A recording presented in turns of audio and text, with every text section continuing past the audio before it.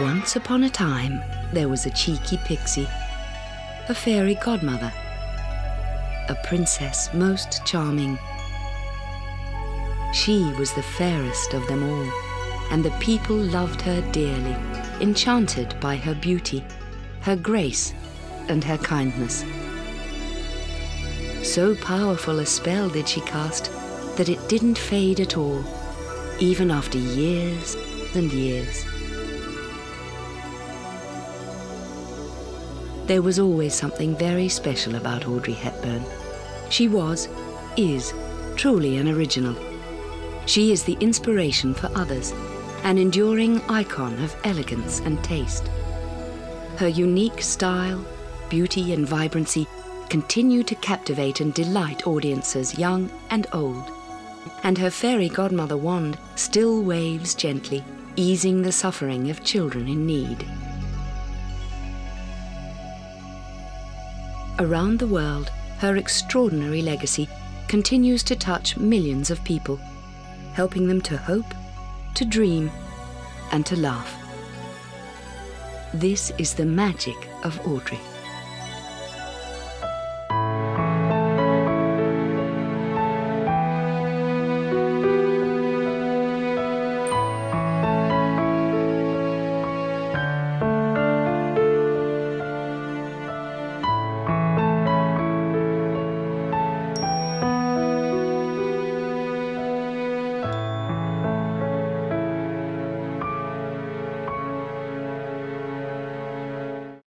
Won't you join me? In many ways, the story of Audrey Kathleen Ruston does read like a fairy tale. She was born in Brussels, Belgium, on the 4th of May in 1929. Her family was well-to-do, with strong aristocratic connections. Her mother, Ella van Heemstra, was a Dutch baroness from a long line of European nobility tracing back to King Edward III. Audrey's father, Joseph Ruston, was reputedly a descendant of James Hepburn, the 4th Earl of Bothwell, who became Mary Queen of Scots' third husband soon after husband number 2 died suspiciously. Audrey's father added Hepburn to the family name when Audrey was a child, and she legally became Hepburn Ruston. From an early age, she studied ballet, developing a poise and grace that played out beautifully in her career as an haute couture model, and later when she moved into acting. As a relatively novice actress, she displayed an innate ability and was quickly noticed by the right people. Seemingly overnight, the young girl in the chorus line was now in the headlines, an award-winning stage and screen star, and a worldwide sensation.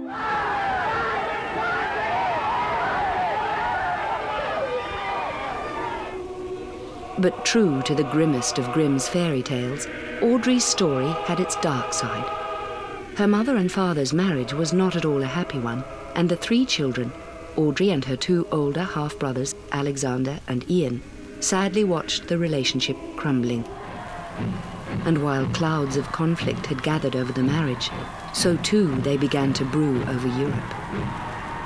It was the early 1930s, and Adolf Hitler was about to change the world.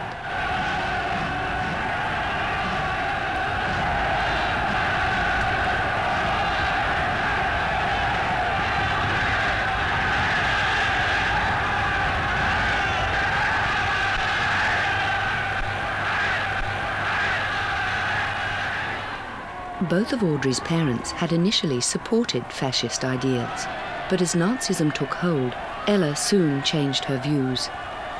Joseph, however, was increasingly disconnected from reality, unable to hold a job and emotionally void. When Audrey was 6, he left the family, abandoning his only child.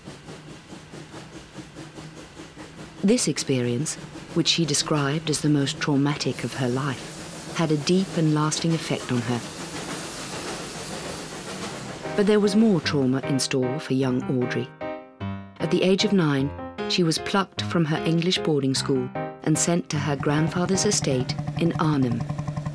Fearing the likely outbreak of war, Audrey's mother had decided to move her family to the safety of a neutral country, Holland.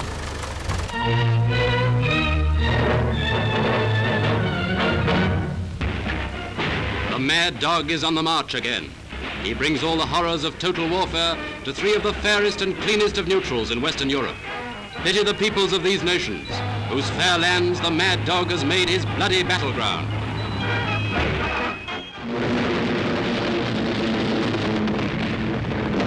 Holland was a nation that suffered particularly through the war, with a long and harsh enemy occupation.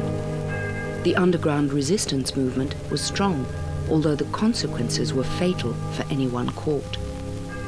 Audrey herself witnessed the execution of young men by the Nazis, including her uncle and a cousin of her mother's. One of her brothers was imprisoned, and the other was forced into hiding until after the war. Audrey also was at risk. She was officially a British subject, with a very English-sounding name. Her mother helped her take on a new Dutch identity. She became Edda van Heemstra. Despite the risks, Audrey regularly aided the Dutch underground, and on at least one occasion was almost caught.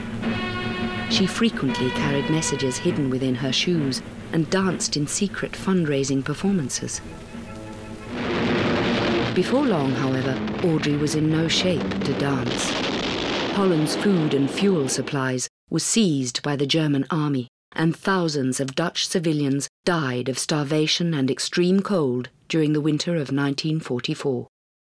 Audrey only survived by using flour from tulip bulbs to bake bread.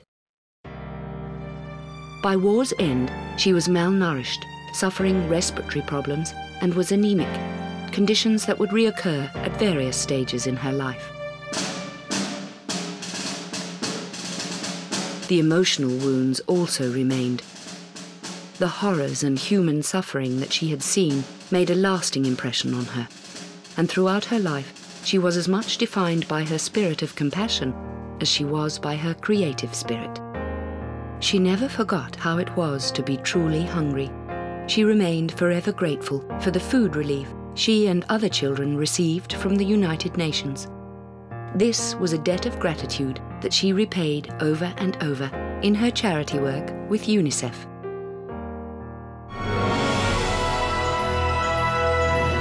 The war was over and Holland liberated. Now began the gradual emergence of the beautiful butterfly that the world was to eventually know and love. In Amsterdam, aged 18, Audrey played her first film role, an air hostess in a short educational film, Dutch in 7 Lessons. Moving to London, she won a scholarship to the esteemed ballet school run by Marie Rambert, who had worked with Nijinsky. She also began working as a catwalk and photographic model, showing a rare instinct for the camera. Photographers loved her, and this mutual affinity would result in exquisite creative photographs that still today endure as great art. Throughout this time, Audrey worked hard at her ballet, and it showed. But Madame Rambert warned that good as she was, she could never be a principal dancer. She was too tall for the male leads, and her wartime malnutrition had impaired her physical strength. Facing this disappointing reality, Audrey moved on, landing a series of roles in musical theatre and feature films. One of these, Nous irons à Monte Carlo, was the turning point in her career. Audrey's main scene was shot in the lobby of the Hôtel de Paris on the French Riviera. By a fluke of fate, casually observing the filming was the author Colette, whose novel Gigi was set for Broadway. In search of her leading lady, Colette pounced upon Audrey, famously proclaiming, "You are my Gigi." Colette was right, and the show sold out for its 6-month run. Audrey Hepburn was now a Broadway star and was about to dazzle Hollywood. But let's go back a few short months behind the scenes at Paramount Studio and see something few outsiders are ever permitted to view. The first screen test of a new star. Against a flat gray background, a personality like Audrey's stands out like a sparkling gem as she tries on the glamorous wardrobe to be worn in Roman holiday. By contrast, the pixie side of Audrey shows through as she demonstrates how she'll not only let her hair down, but even cut it off in a scene for Roman holiday. Yes, there's a nightgown scene, and what a nightgown! Demure is the word for Audrey in this attractive outfit. And all the boys behind the camera fell for her like a ton of bricks when that million candle power smile broke forth. There was no doubt about it. Audrey Hepburn was the only possible choice to play the runaway princess on this Roman holiday, having her romantic fling with Gregory Peck, the happiest spree any girl ever had, in the happiest picture you've seen in years.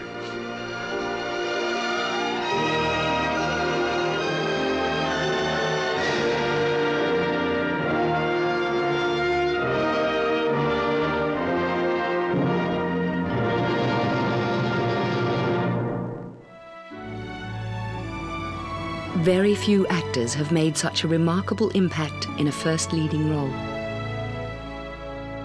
Audrey's performance was so good that her gracious leading man insisted that Paramount give her equal billing with him above the title.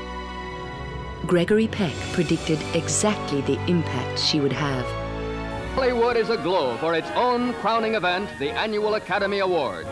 Saluted are a score of them. Ladies and gentlemen, in New York City, Miss Audrey Hepburn in Roman Holiday.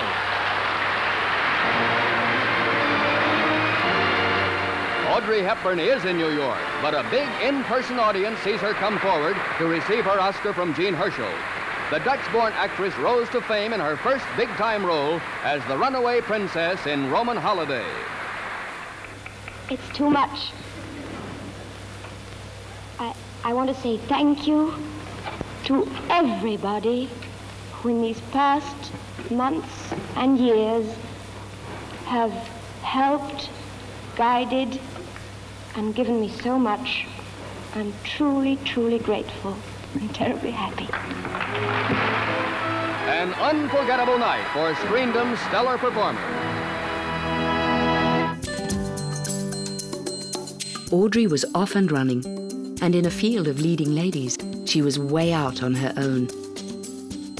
If there was a mold for manufacturing Hollywood stars, and by all appearances there was, Audrey had just broken it. As director Billy Wilder put it, after so many drive-in waitresses in movies, here is class. Hollywood's staple female star, the blonde, buxom bombshell, was suddenly upstaged by an unpretentious, unspoilt innocent who incidentally had no idea at all of her own natural beauty. Her character, in Love in the Afternoon, hints at her own views of herself. I'm too thin, and my ears stick out, and my teeth are crooked, and my neck's much too long. Whatever Audrey herself may have thought of her looks, men loved her, and women did too. Of course, she was exquisite to look at, but she was also thoughtful and genuine, not afraid to be herself. She was a real woman, and females around the world knew she had done them a great favor. After Roman Holiday, Paramount quickly moved into action. The successful stage play, Sabrina Fair, was the perfect vehicle for Audrey Hepburn. With two of Hollywood's leading men at her side, she cemented her star status, playing the chauffeur's daughter to William Holden, the rich younger brother party boy, and Humphrey Bogart, the rich older brother party pooper. It was this film that was the beginning of a most successful collaboration and a lifelong friendship.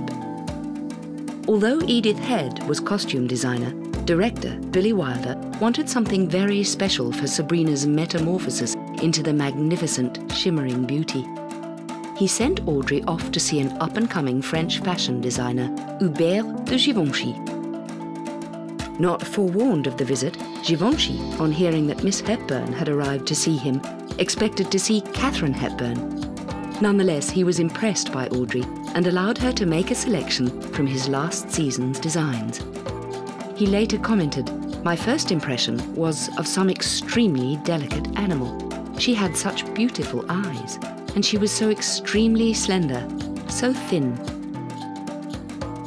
The delicate creature's selection was inspired, reflecting her unerring instinct not just for style, but for Audrey style.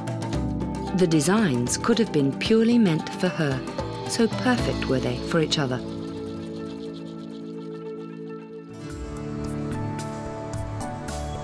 Audrey's blossoming career had seen some changes in her personal life.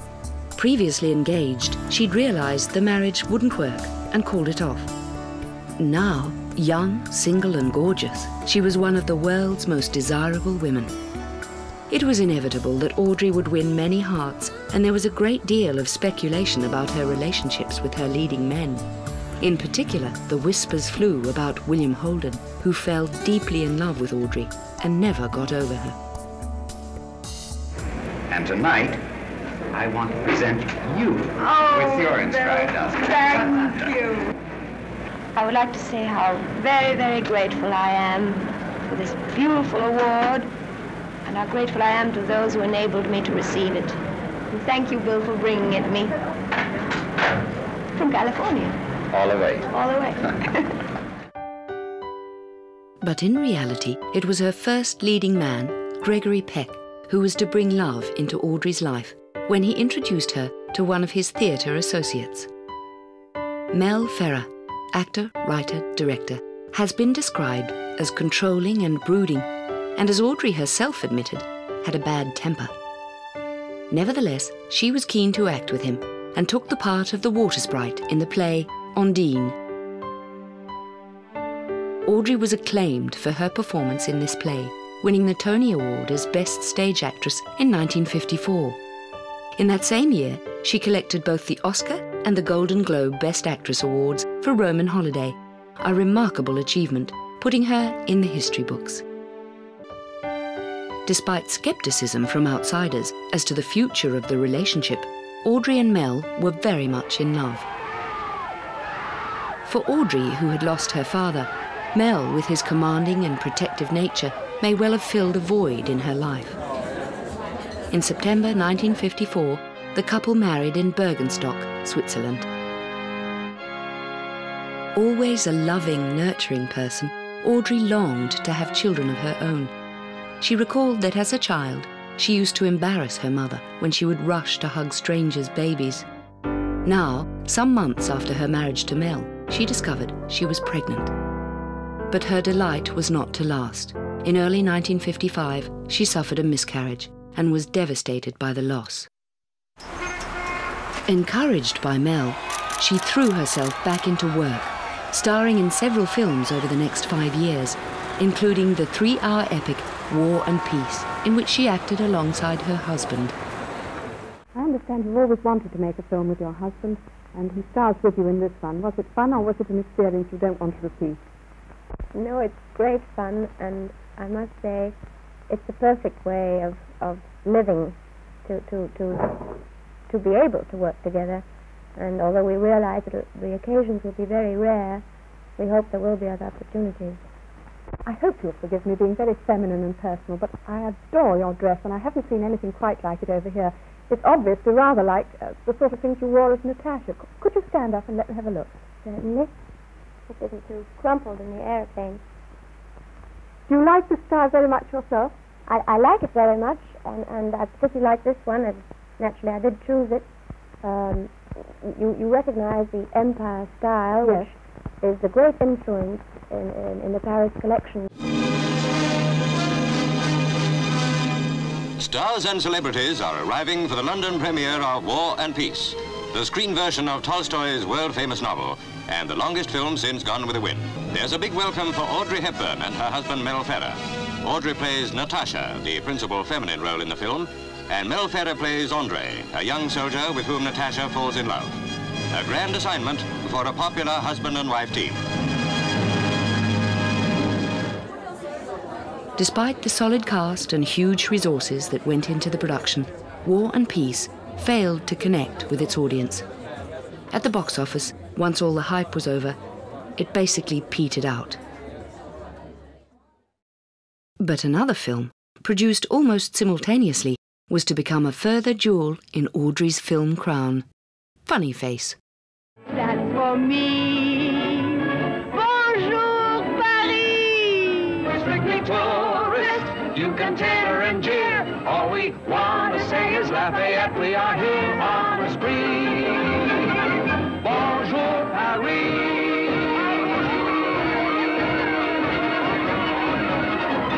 Bonjour. Funny Face appealed to Audrey on a number of levels. It revolved around fashion, it allowed her to sing and dance, and with the one and only Fred Astaire.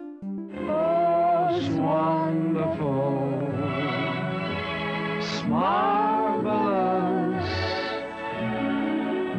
that you should care for me. Please sit down. Stanley Donen, who directed the classic Gene Kelly musical Singing in the Rain, was also at the helm of Funny Face. It's a fun and memorable film with songs by George and Ira Gershwin and tightly choreographed dance routines.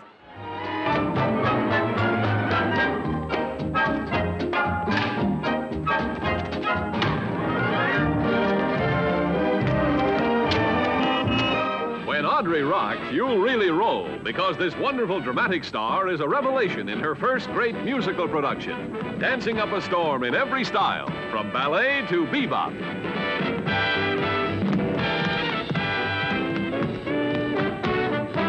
Yes, Funny Face is really funny. The bubbling story of a highbrow girl who falls into the clutches of a high-powered fashion magazine editor.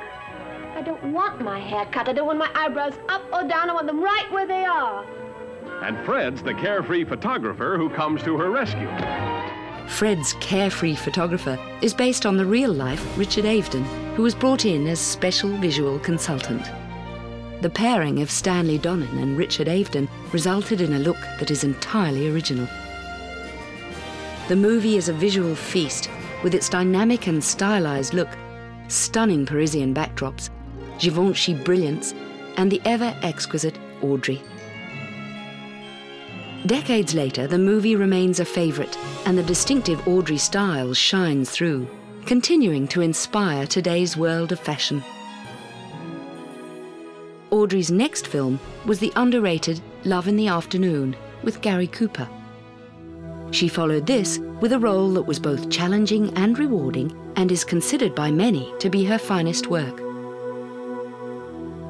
Based on the true experiences of Belgian nun and missionary nurse Marie-Louise Abbé, it is a powerful and moving story of a woman's personal struggle as she battles with her conscience, her commitment, and her convictions.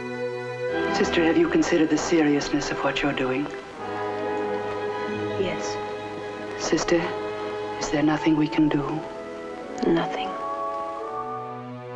This film was, for Audrey, the most personally significant of her career.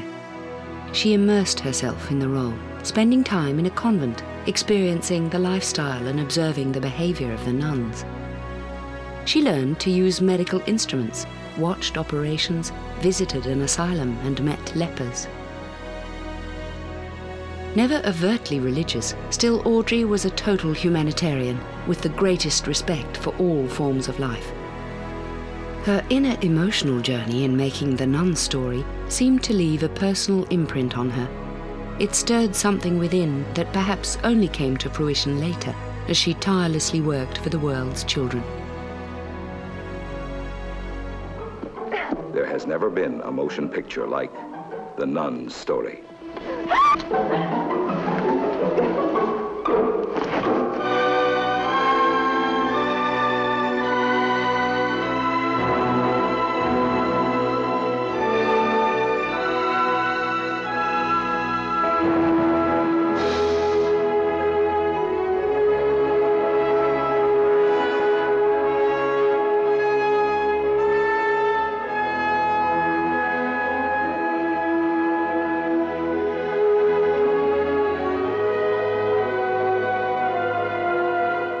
Will do you good.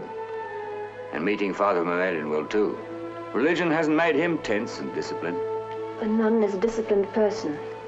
Yes, but not necessarily tense. As a surgeon, it's not my business to pry into the mind, but I'd say that tension is the sign of an exhausting inner struggle. Do you realize that every time you make me talk to you like this, I should go down on my knees before my sisters and proclaim my fault? For anyone who had dismissed Audrey Hepburn as just a lightweight actress, The Nun Story proved otherwise. For her work, she was nominated for an Academy Award, a Golden Globe Award, and won the British Academy Award. With little rest, Audrey ploughed straight back in, completing 2 more films. The first, Green Mansions, cast Audrey alongside a pre-psycho Anthony Perkins and was directed by Mel. The movie failed badly and was soon followed by another production that also flopped and was a personal disaster for Audrey. The Unforgiven was an implausible Western with a demanding schedule involving many horseback scenes. Filmed in a harsh and remote Mexican desert, it was a tough shoot, and by the time filming began in January 1959, Audrey was in the early stages of an unexpected but very much wanted pregnancy. Soon into the shoot, disaster struck. Audrey was thrown from her horse, landing heavily on the rocky ground. She lay still, in pain, and terrified she'd lost the baby. She hadn't, but she had broken her back, 4 vertebrae, and was airlifted to hospital. At last, after several weeks, she was given the all clear, although still in much pain and anxious about the baby. She returned to finish the picture, bravely climbing back onto the same horse and doing her scenes. A few months later, she went into labor. The baby was stillborn. A deep gloom engulfed Audrey, but fortunately wasn't to last. In a short time, she fell pregnant again. This time she was taking no chances, resting patiently for the entire pregnancy.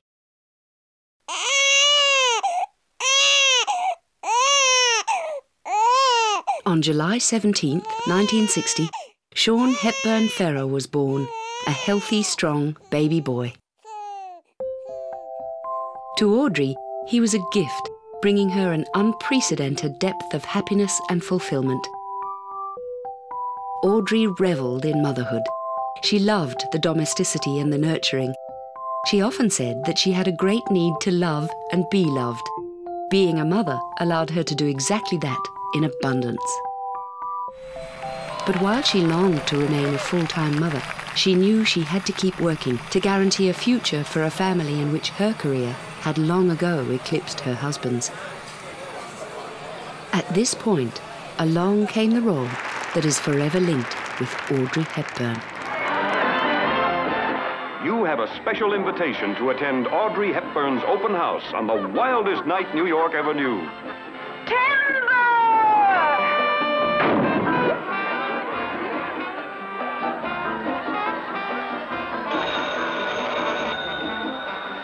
Yes.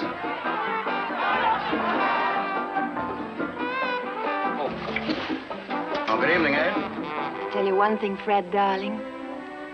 I'd marry you for your money in a minute. Would you marry me for my money? In a minute.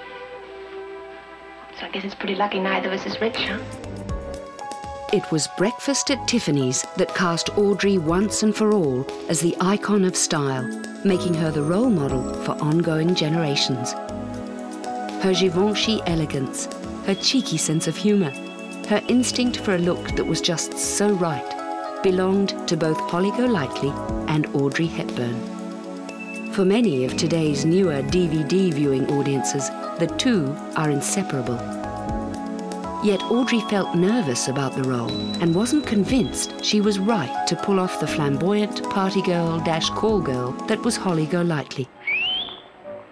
And in fact, it's this tinge of insecurity, of the little girl lost within, that underlines her portrayal of Holly and makes the character so real.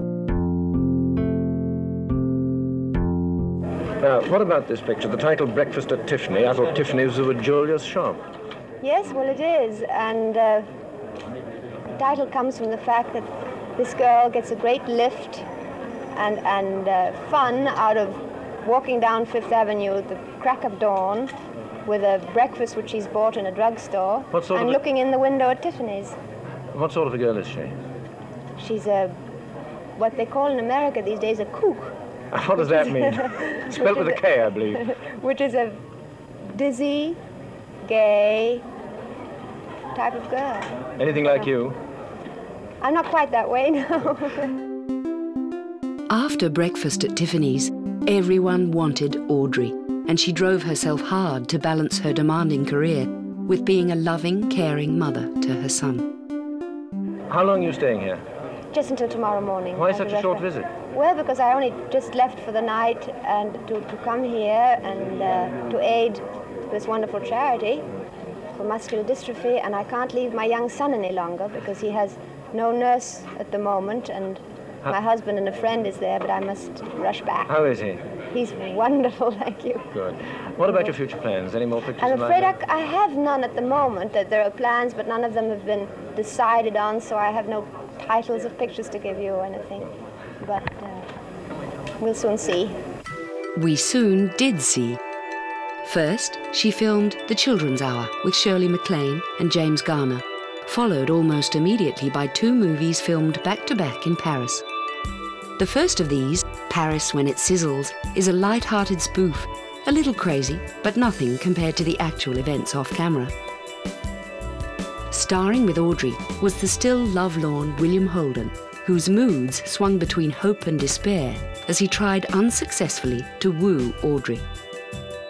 Production frequently ground to a halt as Holden, by now an alcoholic, plunged deep into the bottle, drowning his misery and himself, before being carted off to rehabilitation and then bouncing back to repeat the whole cycle again. The end result was not great. At the box office, Paris didn't sizzle, it fizzled.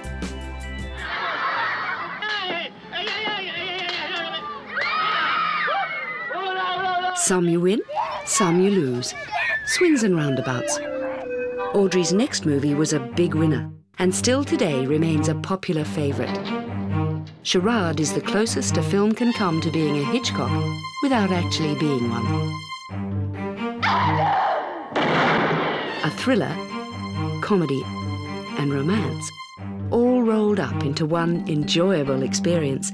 It starred Audrey alongside the delightful Cary Grant and a brilliant supporting cast. As I said, Mrs. Lambert, I'm afraid you're in a great deal of danger. I regret very much having to say this, but please remember what happened to your husband.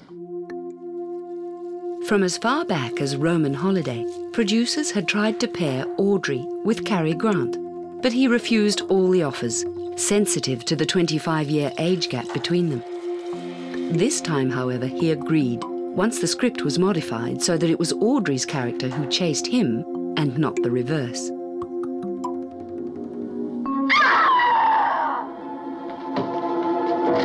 Reggie?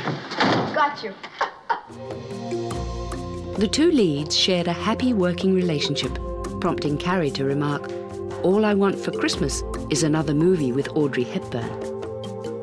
In just a short time, Cary Grant's Christmas wish was handed to him on a platter.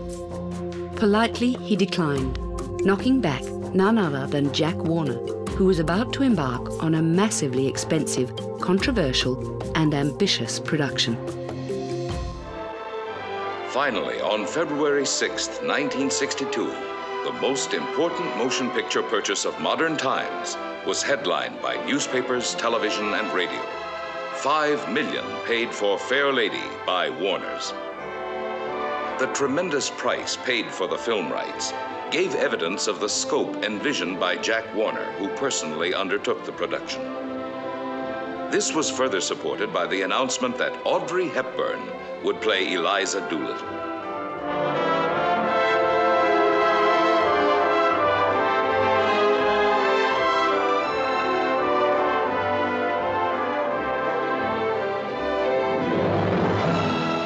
No one doubted that this was the lady for My Fair Lady.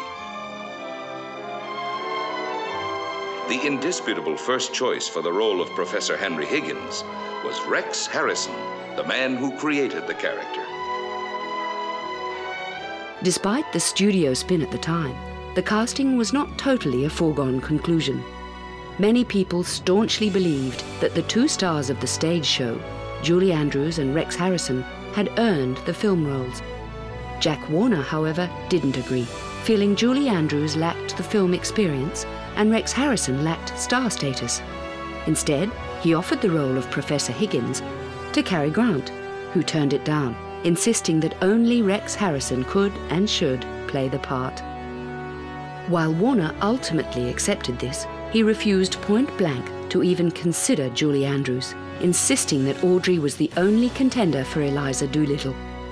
With this understanding, Audrey accepted the role.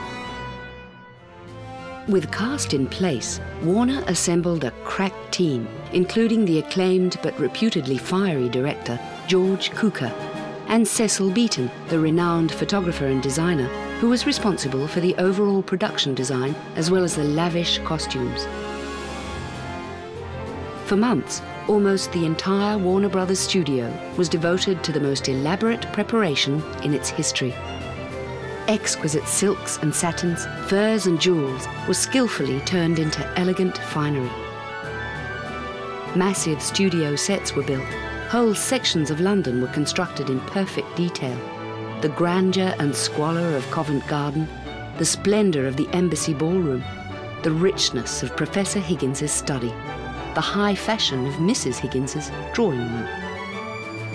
This attention to detail carried through to every aspect of the production, including, of course, the performances.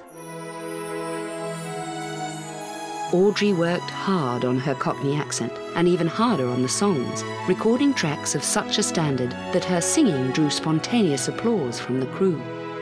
She injected the same nuances of personality into her songs as into the spoken words, keeping the character finely balanced. This balance was thrown off with a decision that appeared to have been made long before she sang a note. At Jack Warner's insistence, her tracks were re-recorded by Marnie Nixon, a highly trained and technically excellent singer, but of a more formal style. The result is a mismatch between the voices, but worse, of the character. One delivery is warm, natural and freewheeling, the other tight, perfect, but unnatural. The decision was a sad flaw for an otherwise magnificent production. It also probably ended any chance of an Oscar nomination for Audrey. The enormously successful My Fair Lady received 12 Oscar nominations, including all the major acting awards except Best Female Actress. At the awards ceremony, Audrey, who must have felt slighted, graciously presented Rex Harrison with his Oscar and then looked on as Julie Andrews came on stage to collect the Best Actress award for Mary Poppins. Julie Andrews' opening words must have made My Fair Lady's producer squirm. First of all, I'd like to thank Jack Warner. Despite this disappointment, Audrey's relationship with Julie Andrews was very friendly. She typically got along with most people. But there was one relationship causing her a great deal of anxiety and unhappiness. For a long time, Audrey and Mel's marriage had been in difficulty. Mel, who was an ambitious and driven man, found it increasingly difficult to cope with his wife's success when his own star was fading, and there were the ongoing rumours about Mel and other women. At the royal premiere of My Fair Lady, Audrey appeared uneasy and tense, although the couple made an effort to present a united front. There seems little doubt that Mel cared enormously for Audrey, but his love manifested itself by dominating and stifling her. Audrey, for her part, wanted desperately to keep the marriage alive, maybe because of her own childhood suffering at her parents' breakup. Together, the pair made a renewed effort and bought a family home in Switzerland, a quiet and tranquil retreat where Sean could have a normal upbringing. Audrey's haven for the rest of her life, it was aptly named La Paisible, or the Peaceful. But much as Audrey loved being a stay-at-home mother, she was heavily in demand and made another film in Paris, the enjoyable and popular How to Steal $1 Million, with Peter O'Toole. Soon after returning home, she suffered yet another miscarriage. She returned to work, taking on what was one of her most difficult and acclaimed roles in Two for the Road, alongside Albert Finney. The film details the unravelling of a marriage, and in many ways for Audrey, had uncomfortable parallels with her own marriage. It was an intense film, and during production, it became apparent that it had its own special intensity for the two leads. Audrey, now 37, seemed playful and relaxed. Director Stanley Donen described her as free and happy, something he'd not seen before with her. But very quickly the gossip magazines swooped, forcing Mel, it was rumoured, onto the offensive, with the potential for an ugly and damaging divorce that would most of all hurt Sean. The result was probably inevitable. Audrey and Finney went their own separate ways, and the Hepburn-Ferrer marriage, for now, limped on. Doggedly pursuing success in the film world, Mel had secured a contract to produce a thriller, Wait Until Dark, with Audrey playing the lead. Although this meant being separated from Sean, Audrey had agreed for marriage rather than career reasons. The film is now a nail-biting classic, with Audrey playing a blind woman, terrorized in her own apartment. Her totally believable performance is what makes it such a gripping film, and earned her a 5th Oscar nomination. Perhaps it was the strain of working together, but more likely the increasing talk of Mel's female companions. In any case, by the end of 1967, the 13-year-old marriage was over, and Audrey effectively retired from film to be a full-time mother to Sean. Almost 1 year later, the divorce was finalized. Perhaps not surprising for someone who so much needed to give and receive love, Audrey's status as a single mother didn't last long. Very quickly, and maybe rashly, she married Andrea Dotti, an esteemed Italian psychiatrist and member of the aristocracy. Fortunately, this marriage blessed Audrey with a second son, Luca, born in February 1970, and again Audrey found great fulfillment in her role as a mother. But the marriage was ultimately unhappy, with the younger Dotti unable to resist other women almost from the beginning. Again, Audrey held on for the sake of the children, but by 1978 it was effectively over, and the couple later divorced. It was while married to Dotti, once the boys were old enough, that Audrey was lured back to the screen after a 9-year absence. She appeared with Sean Connery in Robin and Marion, a film for which both actors drew high praise. Over a period of several years, Audrey appeared in only a handful more productions, seldom tempted to go before the cameras again. But by 1981, Audrey was moving into a new phase of her life, a time of great happiness and contentment, with at last a man who was absolutely right for her. Generous and loving with a giving nature much like Audrey's, Dutch-born Robert Wolders was her genuine soulmate. They shared much in common, and when at home, took delight in a simple but idyllic lifestyle in la paisible, soothing environment. But there was still another role for Audrey to play, one she would no doubt have considered the most important of her life. With the ever-supportive Robert Wolders at her side, in 1988, she became a Goodwill Ambassador for UNICEF, speaking up for the children of the world.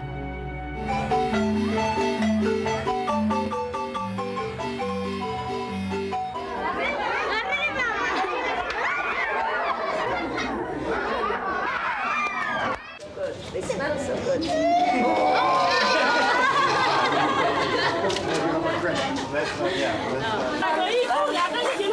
How about that? Look at that, how small that is. Can we go and get our dinner? We go there and get our dinner?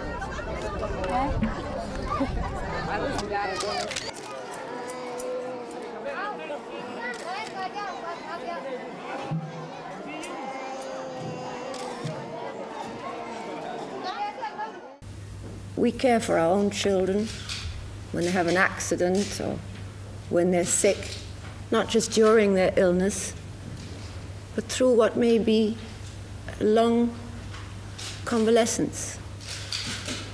Surely we can do that for those thousands of silent children which I saw.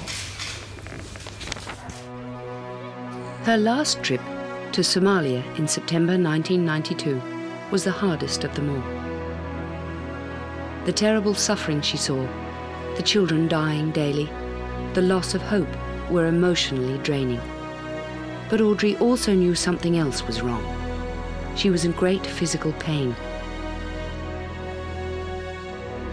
She returned to New York and in November was diagnosed with cancer of the colon. The treatment was unsuccessful. It was already too late. Audrey now just wanted to be at home, but she was extremely sick and doctors warned she would not cope with the journey. Givenchy kindly organized a private jet to take her home safely and in comfort. At La Paisible, the peaceful, she spent her last Christmas with the ones she loved. On January 20th, 1993, at peace with herself, she gently left.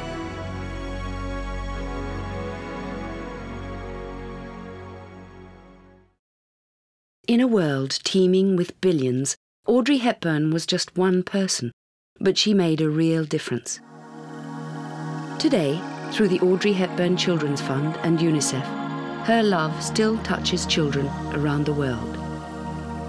In front of television sets, viewers old and new are transported as they smile, cry, and laugh along with her.